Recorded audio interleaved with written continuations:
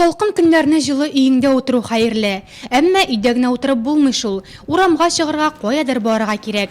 Шуңа да көчле салкыннар вакытында тормыш куркынычсызлыгы турында кайгырту аеруча мөһим. Жылынып киенеп берге кирәк.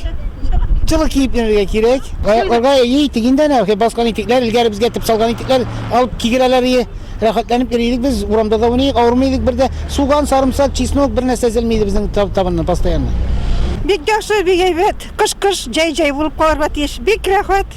Безнең әниләр күп иттереп казлар сырыйлар иде. Казның иченнән чыккан майы белән эшегән вакытта безнең тәннәребезгә куялар иде. Ул тәнне теге күпертмидә инде, шак кына иттереп төзәтә иде. Аннан соң эшегән урынны бер качанда кар белән шкырга ярамый. Бүлмәгә алып кереп, җылытып, аякны җылытып, җылы ризыгышырга или чәй кайнар чәй. Салкыннарда эшү куркынычы зур. Җиңелчә эшү булганда кешенең йоклыйсы килә, хәрәкәтләнүе акраная, пульсы кими, эчәсе килә, калтырата башлый. Ә кайбер кешенең борыныннан су, күзеннән яшь агарга тотына. Бу үзенә күрә салкынга аллергия да булырга мөмкин. Тик шулай да иң куркынычы авыр дәрәҗәдә эшү. Электректен килгән инде безнең әбиләрдән шул кулларына ятларына шиткәч каз майы белән сөртергән. Медицинада андый методика юк, һәм категорически противопоказано кулланырга ул метод белән. Аңлатып бирәм ики сүздә, значит, организм йылынырга тиеш эчке яктан. Кайнар чәй эчеп, кайнар кофе эчеп, бер качан да ярамый растирать итәргә, кат иттереп, горячий душлар алырга, горячий грелкалар обкладывать итәргә.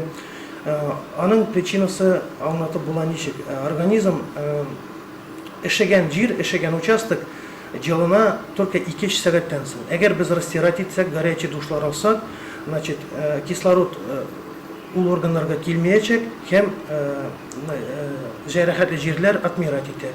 Аннары уже хирургический методлар кулланырга туры килә. Беренче чиратта эшүгә колак һәм борын бирелә икән, чөнки аларда май катламы аз. Битләр исә табигать тарафыннан ныграк саклана. Әмма һәрчак ачык булганлыктан алар да тиз эши. Эшегән урыннарда кан әйләнеше туктый һәм туңган тире агара. Тик кеше кагыйдә буларак моны сизми.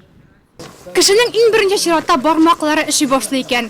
Шуңа да салкында перчатка киюгә караганда бияләү кию яхшырак. Перчаткадан аермалы буларак, бияле кигәч бармаклар бер-берсен җылыта.